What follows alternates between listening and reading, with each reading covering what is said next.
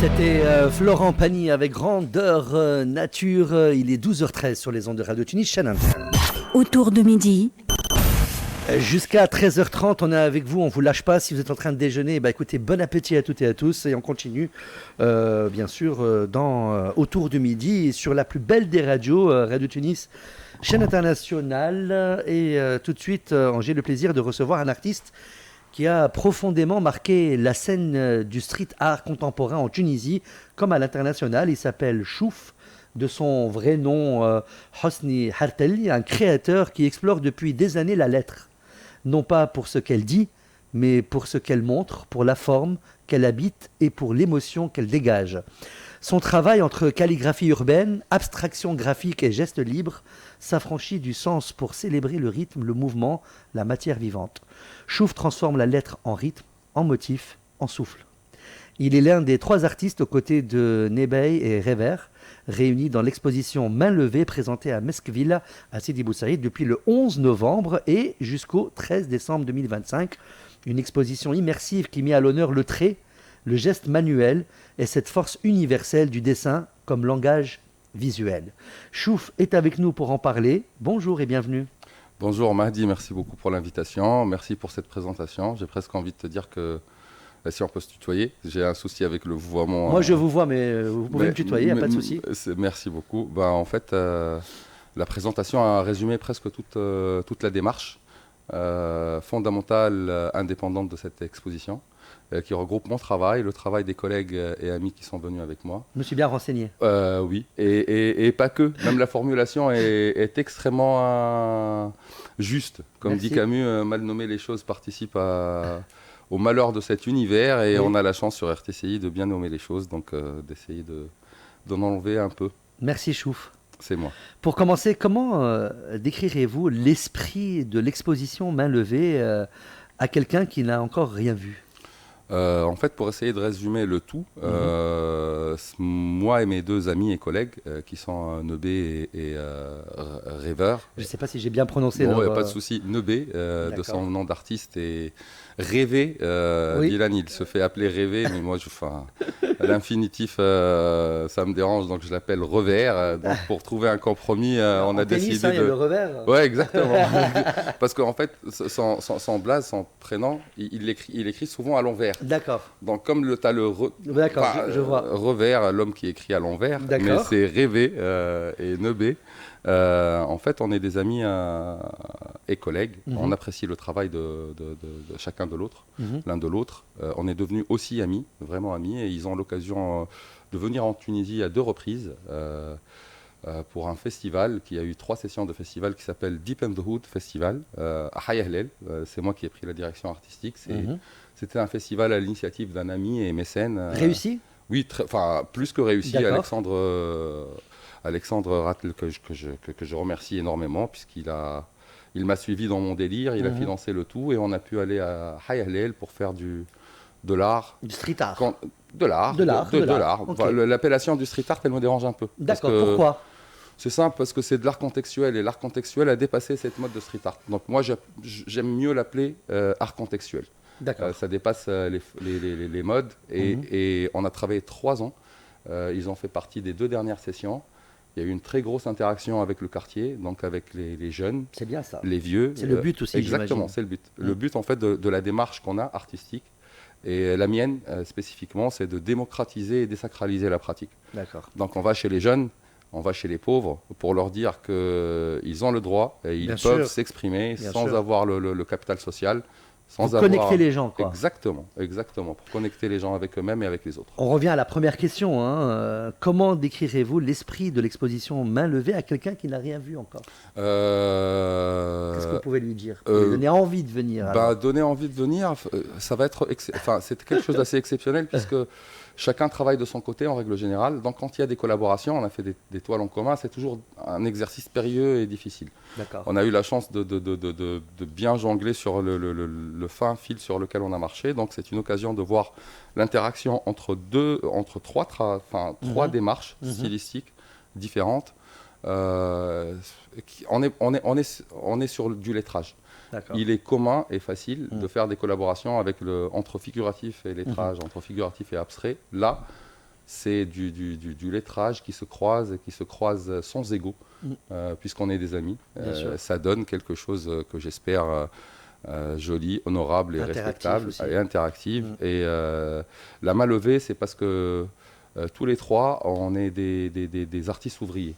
En fait, nous, on a un souci avec... Enfin, moi, je vais parler pour moi. Moi, j'ai un souci avec le concept de l'artiste.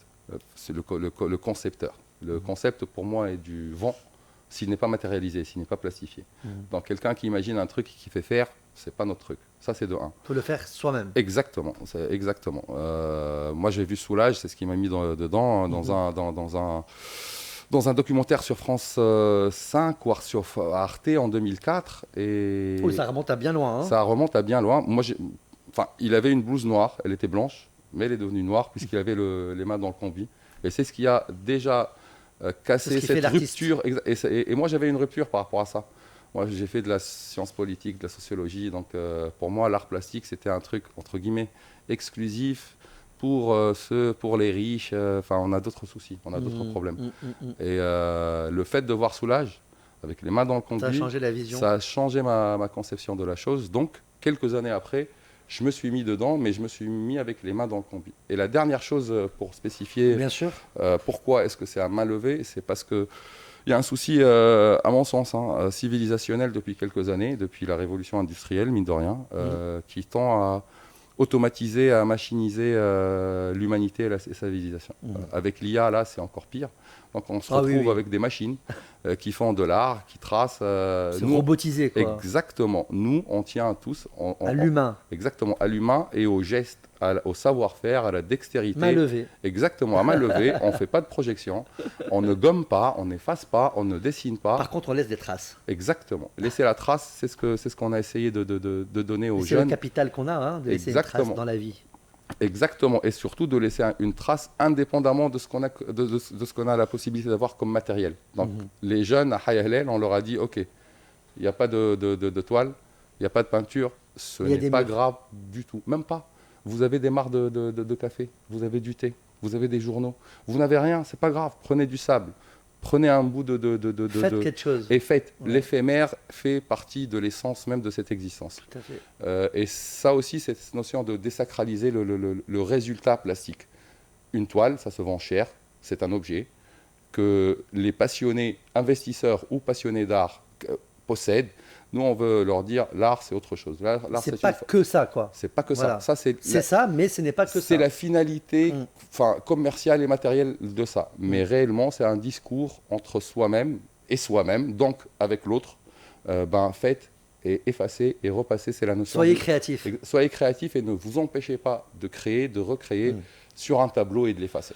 Qu'est-ce que cela représente pour vous d'être exposé à Meskville dans un lieu aussi particulier que Sidi Bou Saïd? Oui, en fait, c'est simple. Je ne vous cache pas que moi, j'ai un peu boycotté les galeries depuis un temps. Et Meskville, c'est un peu spécial puisque j'y ai passé 2 semaines l'année dernière. Pour faire la façade, je suis devenu ami avec le propriétaire et ami avec le personnel. D'accord. Donc il y a une émotion. Exactement. C'est ça. Vous avez développé une affinité. C'est totalement ça. On a développé une connexion humaine avec les gens. Donc une fois que la façade était faite, je me suis dit c'est une occasion qu'ils reviennent. Et ça soulève un tabou énorme, c'est que aller vers l'autre. Oui. N'ayez pas des préjugés. N'ayez pas de préjugés, n'ayez pas de restrictions. En fait, pas de barrière. Pas de barrière. Allez à Sidi Bou Saïd, rentrez dans les galeries, Enfin, il y a un souci. Les gens, ils ont peur. Ils croient que ceux qui rentrent dans les galeries, c'est que les riches qui peuvent acheter. Alors que non. La galerie se doit d'être une sorte de musée. Tout à fait. En accès libre pour que le peuple ait accès au travail, des artistes, des plasticiens. Bien sûr. Donc c'était ça le choix d'exposer chez Meskville. Vous travaillez depuis longtemps sur la lettre, mais en la détachant de son sens. Quand avez-vous ressenti le besoin de libérer la lettre de la langue pour l'ériguer en forme pure? L'ériger en forme pure. C'était pas une volonté, je te cache pas. C'était en 2007. Moi, je suis parti en France en 2004 pour finir mes études de droit. J'ai fait 2 DEA de droit, de l'histoire du droit et de la sociologie politique, et je me suis inscrit en thèse. Et il s'avère que je suis tombé en dépression sans le savoir. Donc j'ai passé 3 ans de ma vie sur un café avec des rames de papier en train de griffonner. Au bout de la 4e année, c'était ma dernière année, sinon j'étais expulsé. Je me suis dit, ah, il y a un souci. Je suis addict à ça. Si je ne le fais pas, j'en faisais 10 heures par jour. Je suis dans le pétrin. Ouais. Donc là, j'ai décidé de faire de ça un projet de vie. Et comme ma première pratique artistique quand j'étais jeune, c'était des essais de poétique. Et la poésie, c'était un processus très difficile. On accouche d'un poème, on est mal, nanana. Le premier abord, c'était de dessiner pour ne pas écrire. Donc je prenais une lettre, enfin un mot, et je le transformais de 56 millions de façons, pour ne pas réfléchir et pour ne pas écrire, en ayant de la musique. Dans votre travail, il y a du rythme, du flow, de la répétition. Oui. Est-ce que votre passé lié au rap et à la poésie continue d'influencer vos gestes? Oui, totalement. Il y a deux moteurs à ma pratique, en fait, qui sont la musique, puisque je suis dans la répétition, en fait. Je mets une chanson et je la mets sur Repeat Again. Elle peut se répéter 2 heures, elle peut se répéter 2 semaines, comme je me rappelle très bien à l'époque de la psychose, elle peut se répéter 3 ou 4 mois. Et je l'entends 50, 60 fois par jour. Donc forcément, je rentre dans un rythme et je rentre dans un mantra. Et je me libère de ma conscience. Ça devient de l'inconscient. C'est comme si j'étais devant le mur de lamentation, dans un côté. Bon, j'ai grandi dans un côté, donc et tu répètes. Le original, en fait, des bouddhistes, on dit toujours la même chose, mais c'est jamais pareil. Donc ça m'a permis dès le départ, l'approche qui était inconsciente de cette thérapie, à l'époque, a fait que stylistiquement et mécaniquement, j'étais dans ça. Donc c'est un rythme qui me traîne. C'est un mot ou une phrase que je me répète et ça dépasse le sens verbal. Donc c'est pas de la poésie verbale. Moi, j'ai fait du karaté. Ça m'a influencé beaucoup. Je l'ai ressenti après 7 ans de pratique. Et j'aimais bien les calligraphies japonaises et chinoises. Je ne me suis jamais demandé c'est quoi le sens. Non, mes yeux étaient figés sur l'esthétique et l'émotion que ça pouvait me donner. Donc ma pratique a été de la sorte pour qu'elle ne soit pas pour les Arabes ou pour les arabophones. Non, l'art plastique est un moyen pour moi de communiquer un langage émotionnel universel entre tous les humains. Vous dites souvent que les lettres ne se lisent plus mais se regardent. Qu'est-ce que vous voulez que le public ressente en les regardant? Ce qu'il veut. Moi, je n'ai aucune histoire à raconter, en fait. Ça aussi, c'est libre à chacun. Exactement. Ça, c'est un souci autre que l'automatisation et la machinisation de la civilisation. Moi, j'étais un fanat de littérature. Et chaque fois que j'ai lu un livre, j'ai jamais lu la préface, j'ai jamais lu la biographie. Je me contentais du produit, donc du texte originel. Et je dépassais le contexte. En poussant, sans vraiment le vouloir, mon travail, c'est pour ça que je donne presque jamais de titre, que j'énonce pas la lettre ou le verbe que j'utilise, exactement, pour que mon travail, avec un peu de prétention, j'espère qu'elle n'est pas trop grande, soit un stimulus pour que tout à chacun se raconte sa propre histoire à sa guise. Moi, je ne veux pas orienter la lecture de tout chacun. S'il a une toile, si la toile, elle dit l'amour est le fondement de la vie, une de mes phrases récurrentes, moi, je n'ai pas envie qu'il soit figé sur ça. S'il se réveille énervé, il va avoir de l'énervement. S'il se réveille en kiff, il va kiffer. En fait, j'ai envie que ça soit un stimulus. Ça dépend du mood, quoi. Exactement. Et pour les aider, je les laisse libres. Moi, la liberté est une... Nous, on est très libres. On ne fait pas de croquis, on n'a pas de cases. Et de notre devoir de proposer un produit qui puisse permettre à tout à chacun de s'appuyer dessus pour aller où il veut. Sur l'exposition Main levée, qui s'achève le 13 décembre, le mois prochain, donc on sait que l'exposition elle réunit 3 univers très différents. Le vôtre, celui de Nebai, et celui de Rêver, comme vous l'appelez. Comment s'est faite cette rencontre artistique? C'est une rencontre humaine avant tout. Moi, j'ai rencontré Nobé en 2013, lors de mon premier gros projet à Paris qui m'a permis de vivre de ma pratique. Donc, on se connaît depuis 12 ans, mine de rien, et on est très amis. Et surtout, indépendamment de l'amitié, on respecte beaucoup notre travail et on a des similitudes, mais qui ne sont pas des ressemblances. On travaille sur le flow, on travaille sur le rythme, même si c'est avec des variations différentes. Et Rêveur, je l'ai croisé il y a 4 ans, je crois, dans un festival à la Belle Valette en France. Et on est vite devenus amis et j'ai vite compris le sens de son travail et sa maîtrise. Et nos recherches plastiques se sont vraiment parlé. Et nos personnalités aussi. Donc, on a trouvé que c'était évident de collaborer entre amis, collègues, qui sont dans la même démarche d'utiliser la lettre pour la faire sortir de son sens premier de codex de langue et d'écriture. Et c'était pour qu'ils reviennent. Et l'alchimie est là. L'alchimie est là. Le commissariat parle du geste libre. Oui. C'est quoi pour vous un geste libre? Ben, c'est simple, comme le commissariat, c'est nous qui l'avons fait. On a fait la DA, on a fait une autoproduction, on a fait tout seul comme des grands. Nous, on ne fait pas de croquis. Nous, on n'utilise pas de vidéoprojecteur, on n'utilise pas de gomme. Donc cette liberté de traiter avec le support qu'on a devant nous, que ce soit une toile, que ce soit un mur, d'avoir notre matériel c'est du happening en fait, et de faire à l'instant T, exactement, c'est l'improvisation, mais l'improvisation elle ne peut vraiment exister que s'il y a maîtrise technique. Et nous, à force de répéter, ça rentre. On sait que donnez-nous n'importe quoi, n'importe où, on va fera quelque chose. Exactement. On sent dans l'exposition une volonté de remettre en avant le geste manuel, presque en résistance à la mécanisation et au numérique. Ouais. Est-ce une forme d'engagement pour vous? Je crois que c'est une forme engagement, c'est un ou de désengagement, de prise de position et d'affirmation d'une pratique et d'une attitude intellectuelle et psychologique par rapport à ce qui se passe. On n'est pas des antiquaires, même si moi il y a des potes qui l'appellent antiquaire, mais on tient à ce que l'humain qui crée l'émotion, qui crée le plastique, qui crée tout court, garde pas cette exclusivité. On n'est pas contre la technologie du tout, mais on se retrouve dans une civilisation malheureusement où tout le monde déshumanisé avec exactement, il est sur tablette, tu as une main robotisée qui fait tout, tu fais un programme, tu vectorises, tu fous rien en fait, et c'est la machine qui fait. Et mine de rien, je me rappelle quand j'étais jeune, à 14 ou 13 ans, j'ai eu la chance de lire Terre, champ de bataille, un roman de Liron Hubbard. Beaucoup de pages. Oui, beaucoup de pages. Et ce roman de science-fiction, même s'il parlait d'extraterrestres, ça m'a quand même mis la puce à l'oreille. Où est-ce qu'on va? Est-ce que la machine va nous contrôler? Est-ce que l'extraterrestre va nous contrôler? Est-ce que l'extraterrestre n'est pas quelque chose de très terrestre qu'on a nous-mêmes créé, qui est la machine, qui va en fin de compte, on va être dépourvu de notre liberté de créer, de contrôler la machine. Et c'est comme si quelqu'un créer un démon pour qu'il soit son soldat et son sous-fifre. Et mine de rien, ce démon prend le dessus.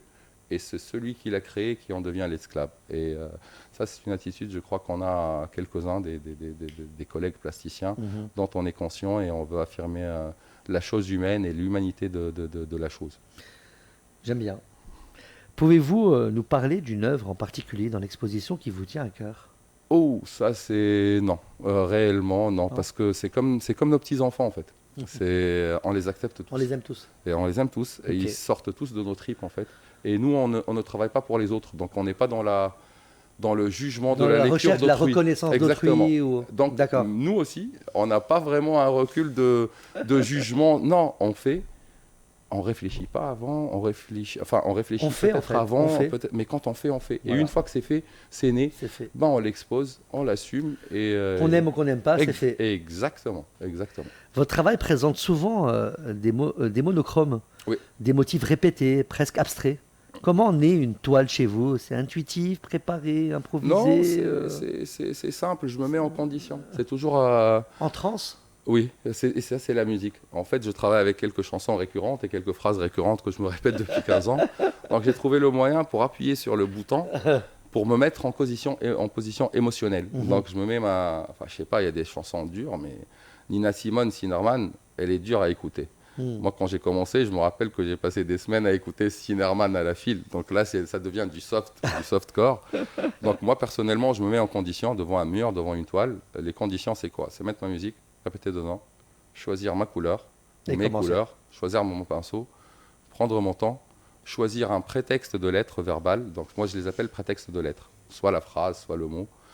Et c'est une automatisation après. Et après, je fais. Je ne sais pas ce que je vais faire, mais je fais. Et je fais qu'avec ça, qu'avec cette couleur-là ou ce pinceau-là. Je suis très minimaliste, en fait. Je me dis que plus je minimalise mes couleurs et mes outils, plus je me retrouve obligé à faire du mieux sans artifice, sans ornement. Et je me mets en condition et je peins. La scénographie fait dialoguer vos toiles avec celles de Nébeil et de Rêver. Comment avez-vous pensé ce dialogue visuel? Ben, c'est simple. Nous, on a travaillé avec Rever pendant 4 jours en commun. Nebé et Rever, ils ont travaillé pendant 2 petits jours en commun. Nebé, il a fait des fonds, moi j'ai fait des fonds. On n'a même pas passé du temps ensemble en atelier, moi et Nebé, tellement on se fait confiance. Et le jour J pour l'installation, en fait, c'est comme le commissariat.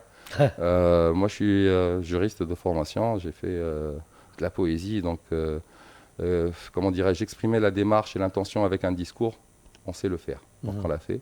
Revers, il a fait plein de pays, il a créé un festival il y a quelques années, un grand festival, donc la scénographie, il connaît. Donc tout seul, il maîtrise ça. Il maîtrise, on maîtrise. On a ce sens esthétique qui fait qu'on peut gérer notre travail dans un espace de la façon la meilleure pour le présenter du mieux aux gens. Donc c'était ça. Votre travail, il est nourri de vos origines, hein, de la Médina, de Tunis, de votre rapport à l'écriture arabe. Aussi, ouais. Comment ces racines prennent-elles forme dans votre geste?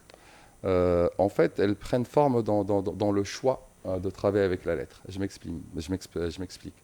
Moi, Rabbi Yarahmou, j'avais un oncle qui était calligraphe. Paix à son âme. Mais il m'a jamais appris de trucs. Enfin, c'était pour moi de la science-fiction. Je suis pas manuel de mes mains. Je suis manuel que pour le sport. Les balles, je maîtrise. Basket, volley, hand. Mais dessiner, je sais pas dessiner.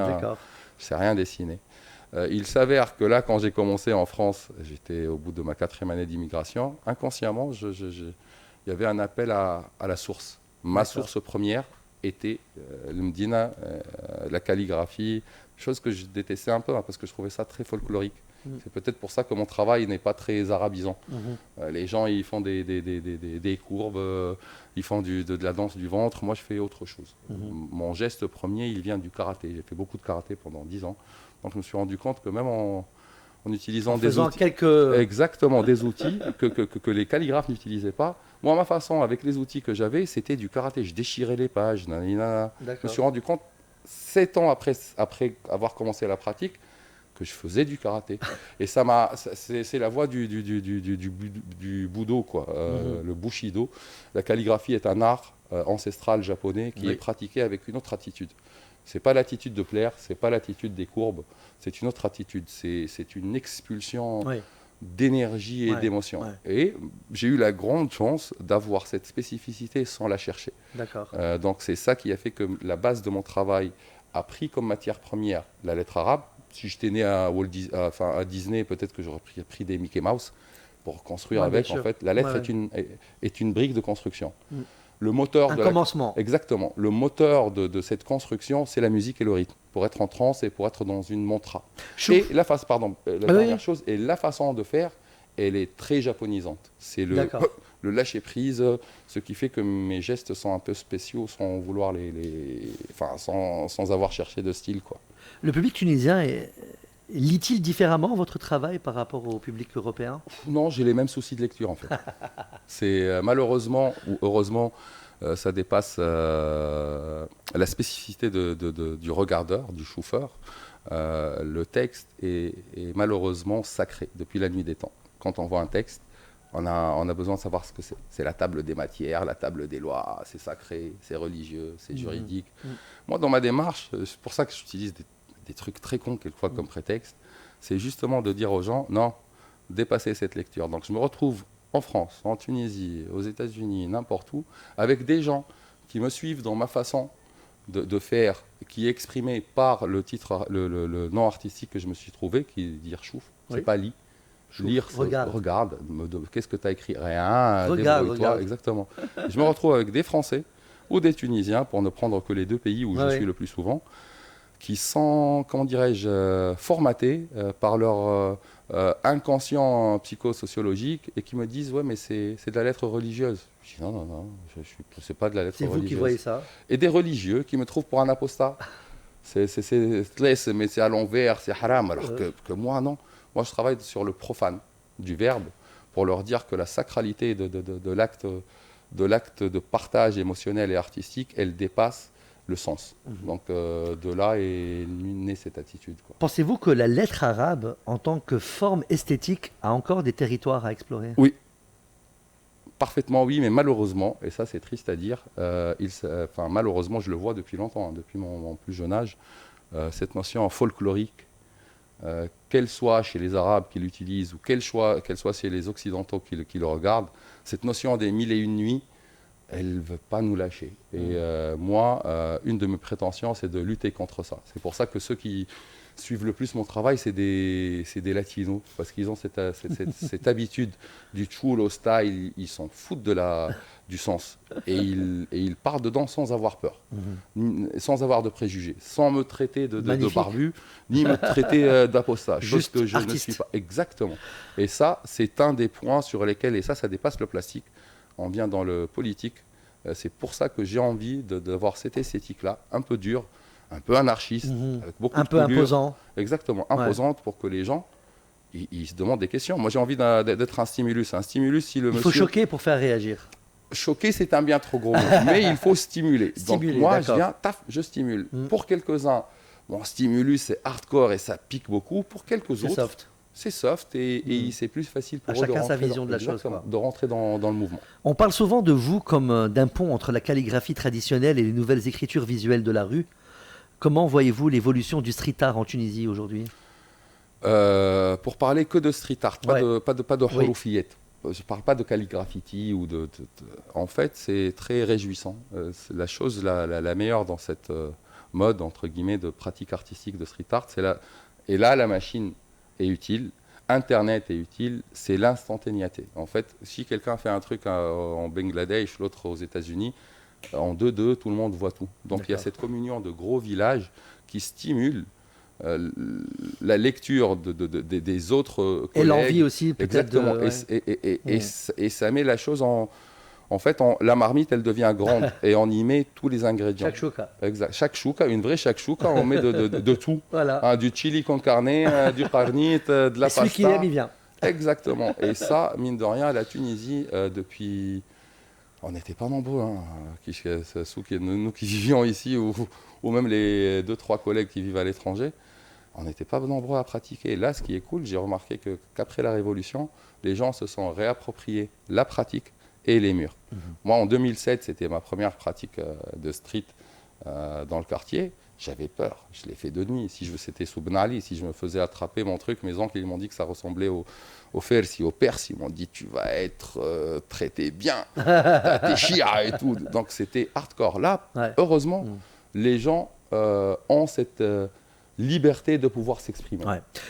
Est-ce qu'un jeune artiste peut encore inventer son trait à l'ère des réseaux sociaux et de l'hypervisuel ? Oui. On peut. D'accord. Moi, je suis partisan de l'excellence et de l'individualité de l'être, donc de la pratique.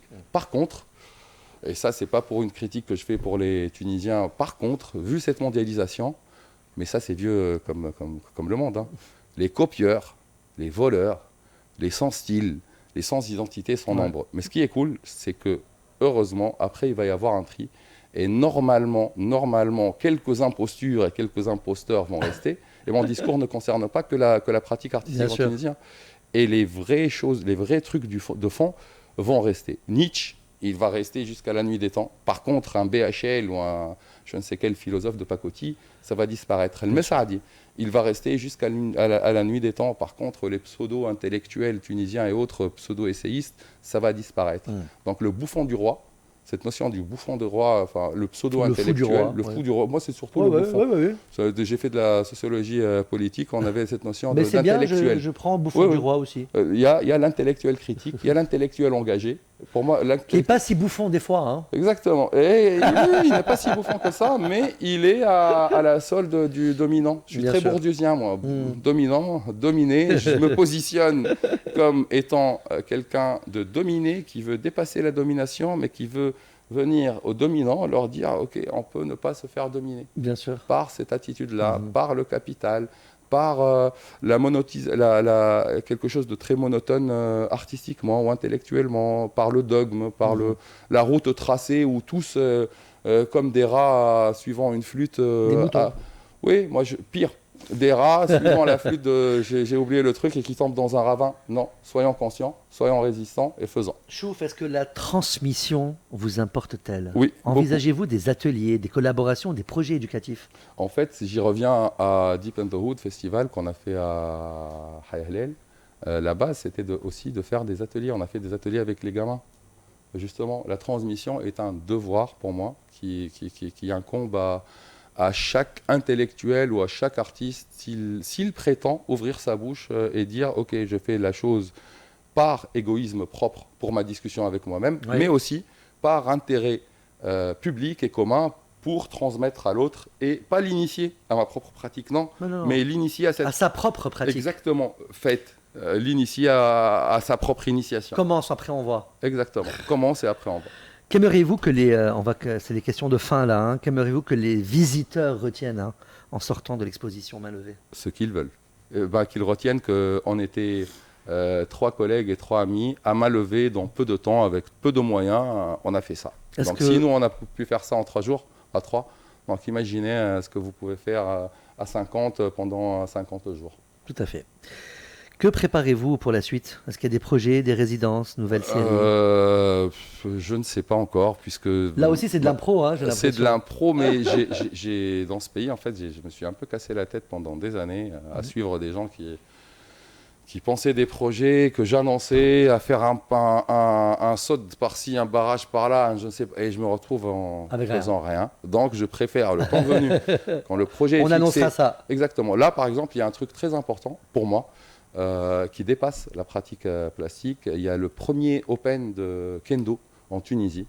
Sachant que je suis un membre honorifique de l'équipe nationale, j'aurais fait les survêtements. Ils ont gagné le prix du meilleur, du plus joli survêtement en championnat d'Europe il y a 2 ans. Et là, pour une fois, on a eu la chance d'avoir le premier tournoi international de Kendo qui va se dérouler du 28 au 31. Alors, qu'est-ce que le Kendo? Le Kendo, c'est l'art du sabre, en fait. Et moi, mon sabre, c'est mon pinceau. Et au Japon, la pratique de la calligraphie n'est pas affiliée, elle fait partie de ces pratiques d'art martial. Et je vais avoir l'occasion et la chance de faire une démonstration en live pour faire des bannières pour l'équipe nationale devant tous les sensei qui vont être là. Et enfin, si vous deviez définir votre geste artistique en un seul mot, lequel choisiriez-vous? Libre. Alors, on va commencer un jeu. Allons-y. Le jeu, ça s'appelle « Ça se lit ou ça se regarde ». Je vais vous proposer une série de mots, de lettres ou de formes. Pour chacune, vous devez dire spontanément « ça se lit » ou « ça se regarde ». Allons-y. Exemple. Le mot « liberté ». Ça se vit. La lettre en arabe est. Ça se sent. Un graffiti tag anonyme. Ça se regarde. Un logo de marque. Ça se zappe. Votre prénom, Mahdi. Mahdi. Non, je suis Hassan. Ah, mon toi prénom. Ça se partage. Un motif répété. Ça s'écoute. Une signature. Ça ne sert à rien. Une tache d'encre. Ça se regarde. Un poème écrit à la main. Ça se lit. Très bien. Nickel. Bravo. Merci beaucoup et merci pour ces questions.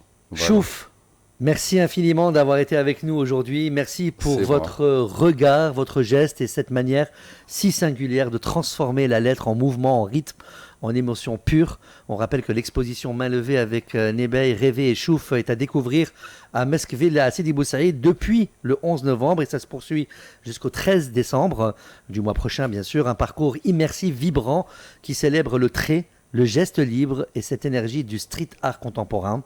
À vous toutes et tous, si vous aimez la création, si vous aimez la poésie des formes, si vous êtes curieux d'une écriture qui s'émancipe du sens pour devenir matière, alors allez voir cette exposition, vous ne la verrez qu'une fois, mais elle vous suivra longtemps. Chouf, encore merci et très bonne continuation dans vos projets à venir. Aïch, merci beaucoup. Merci Chouf, restez avec nous, c'est autour du midi jusqu'à 13h30, tout de suite Claudio Capéo avec Madame. Tu croyais quoi, madame? Une vie de rêve sans drame, sans prise de tête. Je suis pas parfait, madame, tu me le dis trop souvent, mais je ne peux pas t'offrir la lune.